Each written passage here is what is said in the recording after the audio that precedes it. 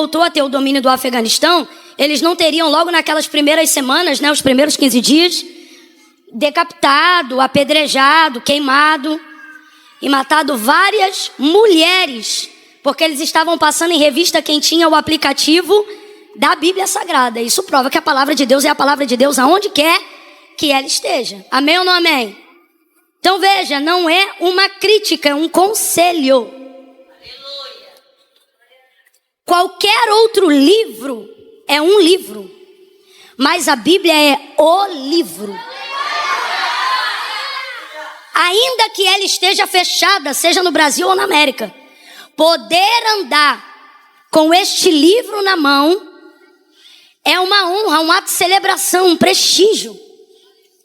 Eu sou da época que você via se a pessoa era crente de verdade, no sentido de que tinha-se muita vergonha de andar com o livro da capa preta. Hoje em dia, a Bíblia tem de várias cores, várias formas, vários tamanhos, mas naquela época era só capa preta. Todo mundo sabia, quem estava com o livrinho da capa preta era uma Bíblia. E eu me lembro que eu demorei muito a sair na rua com a Bíblia na mão. Demorei muito. Não nasci num lar cristão. E eu demorei a beça, porque eu sabia que no dia que eu saísse com a Bíblia na mão, minha galera toda ia saber que eu estava crente de verdade. Falei, mano, se eu sair com a Bíblia... Meus amigos jovens que tinham se convertido junto comigo, eles levavam a Bíblia enrolada numa sacola para a igreja. E tirava a sacola na porta da igreja para entrar com a Bíblia. Por quê? Porque este livro tem um significado que nenhum outro jamais terá.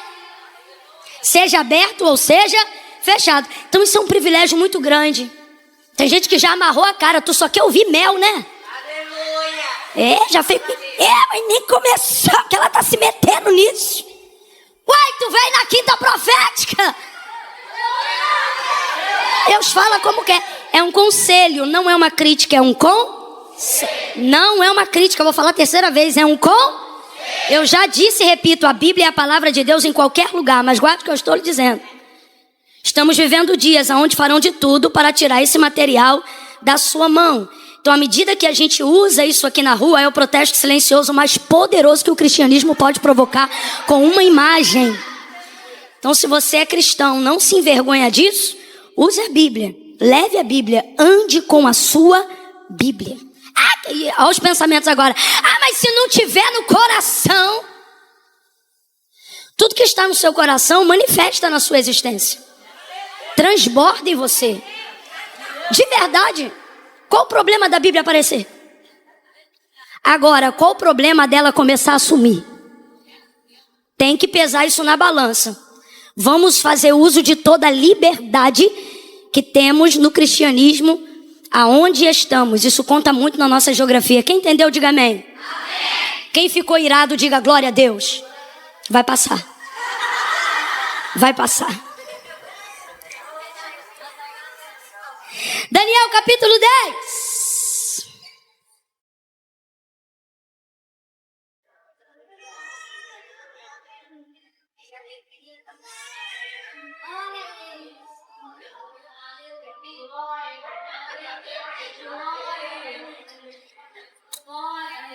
Pode beber água aqui, não pode? Então por que você está me secando? Ai, dando glória aí. Versículo 7 em diante. Daniel 10, do 7 em diante. Deus me deu essa palavra para essa igreja. Eu, Daniel, tive aquela visão. Os homens que estavam comigo nada viram, mas caiu sobre eles um grande temor e fugiram para se esconder. Fiquei, pois, eu só, e tive esta grande visão, e não restou força em mim. Desfigurou-se a feição do meu rosto, e não retive força alguma em mim. Contudo, ouvi a voz das suas palavras, e ouvindo a voz das suas palavras, eu caí com o rosto em terra, profundamente adormecido. Certa mão me tocou e fez com que me levantasse. Deixa eu ler essa versão aqui, ó. E eis que uma mão me tocou e fez que me movesse sobre os meus joelhos. e sobre as palmas das minhas mãos. E ele disse: Daniel, homem muito amado, atende às palavras que te vou dizer e levanta-te sobre os teus pés, porque te fui enviado. Ao falar ele comigo estas palavras, eu estava tremendo, e falando ele comigo esta palavra, eu estava tremendo. Versículo 12. Então me disse: não temas, Daniel, porque desde o primeiro dia em que aplicaste o teu coração a compreender e a humilhar-te perante o teu Deus, são ouvidas as tuas palavras, e eu vim por causa das tuas palavras. Diga amém por essa palavra. Glória a Deus.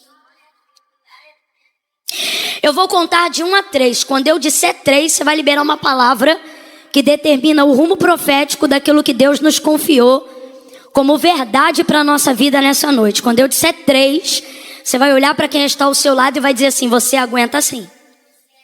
No 3, te acalma. Quando eu disser 3, você vai olhar para só isso. Você vai dizer: você aguenta assim. Isso é uma afirmativa, tá? Você aguenta sim.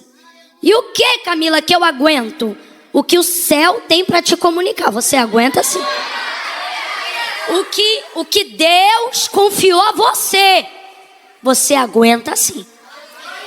O cumprimento das promessas e da palavra que repousa sobre a tua vida, você aguenta sim. Aguenta sim. Você aguenta sim. É 1, respira. É 2, prepara. 2,5, não olha para mim não, olha para ele. 3, diga. Você aguenta sim. Você aguenta. Ah, aguenta. Sacode o ombro dela aí de aguenta. Aguenta sim, você aguenta sim. Você aguenta sim. Você pensa que não aguenta, mas aguenta sim. Aguenta. Você aguenta. Você pensa que a depressão vai te consumir, mas você aguenta. Aguenta sim. Você pensa que vai ficar refém de medicamento controlado a vida toda, mas você aguenta sim. Aguenta. Há uma palavra de Deus sobre a tua vida, há uma palavra de Deus sobre a sua casa. E tudo que existe, tudo que há, diz o autor da carta aos Hebreus, foi feito não por prova material do que se vê, mas foram criados pelo poder da sua palavra. Então não há absolutamente nada na sua vida que tenha condições de competir com a palavra de Deus que está sobre você. A palavra de Deus liberada sobre você vai se cumprir. A palavra de Deus liberada sobre você vai trazer à existência uma capacidade que você não sabia que poderia ser gerada dentro de você, para que você desenvolva o que precisa ser desenvolvido na sua vida, para tomar posse daquilo que Deus liberou sobre você. Camila, mas eu me sinto tão incapaz, eu me sinto tão distante daquilo que Deus quer de mim, ou até daquilo que Deus tem para me dar. Do que Deus tem para mim, eu me sinto tão longe. É porque Deus escolheu de fato as coisas que não são, para confundirem aquelas que pensam que são. Então, na verdade, sua vulnerabilidade só faz o farol de Deus ficar cada vez mais sobre você. Aquilo que você considera extremamente frágil em você, e que você pensa que é um motivo para não viver o que Deus tem, é na verdade um dos critérios pelos quais você foi escolhido. Porque esta fraqueza, ela não te desabilita, ela te empurra para o altar. Você acha de verdade que essa reunião aqui é a reunião dos fortes? É a reunião dos melhores? Não, irmãos, vamos nos voltar à humildade, apesar de toda a honra de desfrutarmos da glória e da presença de Deus nesse recinto. A verdade é que os mais capazes não estão aqui. Estão aqui aqueles que reconhecem que não são suficientemente capazes em si mesmo para seguirem. Eu vou dizer algo que Deus está mandando aqui. Existem algumas pessoas aqui que estão entrando num nível de comparação, que se você continuar nessa comparação, você vai entrar numa paranoia. que é perceber que pessoas que não foram agraciadas como você, não foram favorecidas como você, não têm um nome escrito no livro da vida como o seu, não têm o privilégio de desfrutar da presença do Espírito Santo que você desfruta, não conhecem o consolo que você conhece, a graça que você conhece, não conhecem a unção que você conhece, e aí você fica olhando e você diz assim: rapaz, olha a comparação, como é que aquele outro que não conhece, não sabe, não tem, é mais capaz do que eu nos negócios, é mais capaz do que eu na gestão de uma rotina familiar. Aí você pensa: como pode alguém que não conhece o que eu conheço, não desfruta do que eu desfruto, não está no ambiente que a glória de Deus tem me inserido, tem demonstrado maior capacidade? Deus trouxe algumas pessoas hoje aqui e Ele está dizendo: é verdade, o outro tem maior capacidade, por isso eu escolhi você. E te digo mais, não é que você não tem capacidade para explodir, é que eu estou te colocando em processo de implosão, para você aprender que a tua potência é minha glória, que a tua unção vem de mim, e que quando eu te colocar numa posição equivalente aos teus iguais, e alguém te perguntar numa entrevista, numa revista, numa matéria ou num podcast: como é que você chegou aqui? Eu quero que da sua boca saia a verdade. Qual? Não fui eu, é dom de Deus, graça de Deus, poder de Deus, glória de Deus. Foi Ele, não eu. Deus trouxe algumas pessoas aqui que estão com alguns questionamentos, algumas comparações, e Ele está dizendo: quem te esmaga sou eu. O teu próximo, você tem potência para explodir, mas por que não explode? Deus está dizendo: porque meu processo contigo é de implosão, para você nunca esquecer que a glória é minha e não é tua. Quando eu te chamei, de fato você não era nada, mas a verdade é que você tem se tornado alguma coisa. E agora, dentro desse processo, se eu te largar a mão e você ir sozinho, você vai escolher o mesmo caminho que outros escolheram. Você não vai usar Deus para a glória de Deus, você vai usar Deus para a glória de seu nome. E você pensa: jamais, Senhor, eu te amo. Só que o Senhor está dizendo: quem conhece o caminho do homem sou eu. E eu me lembro das orações que você fazia quando ainda não tinha a potência que tem hoje, e dizia: Deus, não deixa eu me perder de ti, não deixa eu me esquecer de ti, tua presença vale mais para mim. Agora, passar por esse processo esgaça muito. E não esgaça só o emocional, não. Neuroses e etc. Não. Esgaça tudo. Só que Deus hoje te trouxe aqui para organizar alguns pensamentos através da palavra. Porque você não será sucumbido pelo plano de Deus, não. Você não será sucumbido pela graça, pela unção, não. Camila, por que você está usando esse comportamento? Porque é o tipo de comparação que você faz. Se eu tenho, se Deus é comigo e tal, por que eu não rompo? Por que eu estou num processo? Deus está falando comigo aqui. Eu não começo a introdução de mensagem assim, não. Os exegetas já estão murmurando. Mas Deus está sendo claro demais hoje aqui. Deus nos trouxe nessa noite para respostas. Porque tem gente hoje que saiu de casa e falou: Senhor, se tu não falar diretamente comigo,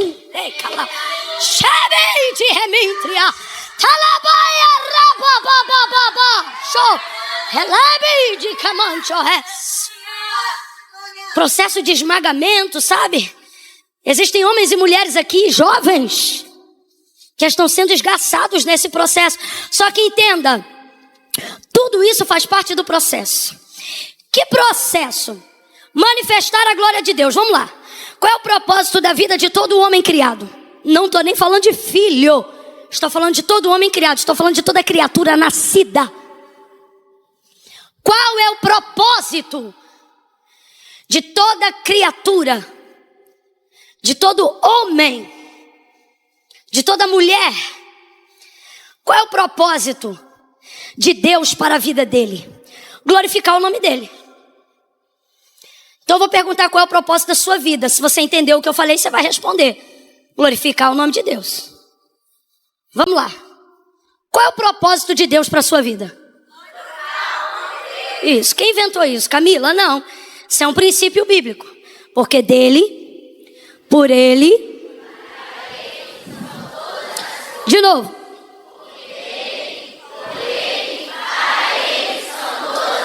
Vamos ver se você está ligado. Significa que quando Deus criou você, Ele estava pensando em quê? Deixa eu ver se você entendeu. Quando Deus criou você, você acha que Ele estava pensando em quem? Você? Se você entendeu, aqui é uma questão lógica, ok? Não precisa nem entrar com espiritualidade. Se dele, por meio dele e para ele, são todas as coisas, comece a sufocar o seu ego agora mesmo, compreendendo a primeira coisa. Quando Deus me criou, Ele não estava pensando, Ele estava pensando. Se você está com raiva disso, é porque tua vaidade já está transbordando. Significa que você está muito distante do propósito. Quando eu compreendo que eu sou para a glória de Deus. Não, Camila, mas a minha casa, a minha família, eu estou falando de origem de existência. E a palavra de Deus nos garante que todo ser criado, antes de ser gerado no ventre da sua mãe ou retirado da semente de seu pai, ele nasceu no pensamento de Deus. Jeremias vai falar uma palavra que eu acho linda. Ele diz assim: tu me teceste de um modo terrível e maravilhoso no ventre da minha mãe. Alguém aqui já viu aquele processo do tecelão? Fio a fio? Essa epiderme aí, essa pele que você carrega, de acordo com o profeta Jeremias e no entendimento de criação de Deus para ele, ele está dizendo: tu me fizeste fio a fio. Oh, aleluia. Então, veja, dentro desse processo, eu entendo que quando Deus me criou, não era em mim que Ele estava pensando. E isso não me entristece, isso me alegra. Porque se Ele estava pensando nele, tudo o que Deus faz é bom, perfeito e agradável. A vontade de Deus é boa, perfeita. Então, se eu nasci da vontade de Deus, se Deus me criou, e isso aqui não é romantismo não, as estrelas Ele chama uma a uma pelo nome. Você acha de verdade que não há um plano específico de Deus para a sua vida? O salmista vai salmodiar no Salmo de número 8 e ele vai dizer assim: pouco menor do que os anjos o fizeste, mas de glória o vestiste e o coroaste. Ele está apontando para o Messias, é claro, mas está apontando para o Messias na sua humanidade carnal, messiânico, como o próprio Salmo aponta. Mas o que isso significa? Significa que o homem é o pináculo da criação de Deus. Então, se as estrelas Ele chama pelo nome, se toda a criação Ele delegou uma ordem e Ele cuida, ao homem muito mais. Até porque se assim não fosse, e quando eu falo homem, falo de gênero humano, até porque se assim não fosse, depois de haver criado todas as coisas, Ele não teria dado o governo delas ao homem. Ele traz o homem para esta terra e Ele diz: tudo está aqui, governe sobre todas as coisas. O homem é o pináculo da criação de Deus. Então nós fomos criados para a glória de Deus. Camila, se isso é verdade, por que eu não me encontro o meu propósito? Na verdade você já encontrou. Vamos lá, vou de novo. Você foi criado com que propósito? Vamos lá, você foi criado com que propósito? Por quê? Por quê? Mas por que você vive por aí dizendo: Deus, qual é meu propósito? Por que você vive por aí dizendo: Deus, qual é meu chamado? É a pergunta que eu mais ouço. Por que você fica nesse questionamento? Porque a verdade da verdade é que nós não procuramos coisas que façam sentido para a glória de Deus. Procuramos coisas que façam sentido. Procuramos o que nos dá prazer. Procuramos o que nos dá status. Procuramos o que nos dá popularidade. Procuramos o que nos dá seguidores. Porque dentro de uma natureza caída, desenvolveu-se a ideia de que o reconhecimento da sociedade, baseado no que a gente tem, faz a gente ser quem a gente quer ser, sim ou não? Buscando a aprovação humana e glória de homens, acreditamos que a aprovação de Deus está no reconhecimento que a sociedade dá ao homem. E então corremos atrás de dinheiro e começamos a fazer as pessoas nos respeitarem, não pelo nosso CPF, mas pelo nosso CNPJ. Porque o quanto eu produzo vai dizer para as pessoas quem eu sou. Quanto mais eu produzo, mais respeito eu tenho. Quanto mais utilidade eu expresso, não para a obra de Deus, mas para o reconhecimento alheio, mais importante eu me sinto. E mais eu produzo, e mais eu produzo, e mais eu produzo, e fora da eclésia, da igreja e do reino de Deus, está fora dessa tentação, porque não está não. Pelo contrário, são as mentes mais cauterizadas que vão caindo na ideia do ativismo religioso de que fazer sobre a justificativa que é para Deus te aproxima de Deus. Quando na verdade muitos conhecem Ele, mas não são conhecidos dele. Gente, naquele dia Jesus vai dizer: muitos virão muitos. Ele disse? Bora, ele disse? Vão vir para mim e vão dizer: em teu nome eu expulsei demônios. Em teu nome eu curei. É ímpio que faz isso? Quem é que usa o nome de Jesus para curar? Fala a verdade, diga: somos nós. Somos nós. Quem é que usa o nome de Jesus para expulsar demônios? Só que o que é que ele vai dizer para essas pessoas? Apartai de mim, malditos, porque eu nunca vos conheci. Vocês me conheciam. Vocês trabalhavam no uso do meu nome, mas eu nunca conheci vocês. Então veja, caminhamos então nessa ideia, sem perceber. E os que se acham mais crentes do que os outros são os que mais estão vivendo essa verdade, porque eles pensam que o mundo não tem poder de afetá-los. Eles pensam que a rede social não tem poder de afetá-los. Mas olhe para cá, todos nós estamos, cada um até certo ponto, afetados sim. Por isso a oração de Jesus é: eu lhe peço que não os tire do mundo, mas que os guarde no mundo. No mundo. Porque vai ser difícil. Mas ele também nos dá esperança. Ele diz: eu venci o mundo. Gloriem-se, pois, nisso. Então veja. Então começamos a cultivar a ideia de que se formos grandes, e de que se tivermos todo o status, e a maioria normalmente pensa, e se tivermos todo o dinheiro que precisamos ter, vamos conquistar toda a alegria que queremos. E agendamos a nossa felicidade para quando conquistarmos coisas, sendo que nós somos pessoas. E pessoas não se saciam de coisas. E uma das maiores provas de que a resposta não está em buscar coisas que façam sentido para nós, mas coisas que façam sentido para Deus, mesmo quando nós não estamos confortáveis fazendo essas coisas. A maior prova é que o maior índice de suicídio está na classe média alta. Pessoas que conquistam, o maior índice, isso aqui é um dado estatístico, eu não estou inventando. Por que lá? Porque lá estão as pessoas que agendaram, na maioria das vezes, ok? A felicidade. Eu não estou generalizando, mas normalmente, quem constrói aquilo que deseja ser, baseado no que tem, quando tem tudo o que queria ser, ainda descobre que não se tornou quem gostaria de ser. E é nessa hora que, vendo que não há mais nada para conquistar, a vida perde completamente o significado. Mesmo tendo seguidores, mesmo tendo arroba, mesmo tendo patrocínio. Eu estou falando a linguagem do século 21 para todo mundo entender. Mesmo tendo o reconhecimento do povo, mesmo tendo o apoio da massa, nada disso é suficiente. E por que não? Porque estamos numa busca desenfreada daquilo que faça sentido para nós, alinhando a nossa visão com o que o mundo pede. E sem perceber, não nos tornamos mais pessoas, mas algoritmos sociais. Alguém está entendendo o que Deus está falando aqui? E baseado nessa expectativa, vemos que não damos conta, porque é muita grandeza para quem é barro. É muita grandeza para quem é pó, porque você pensa que vai fazer cumprir a promessa que Deus te fez. Você pensa que é seu esforço.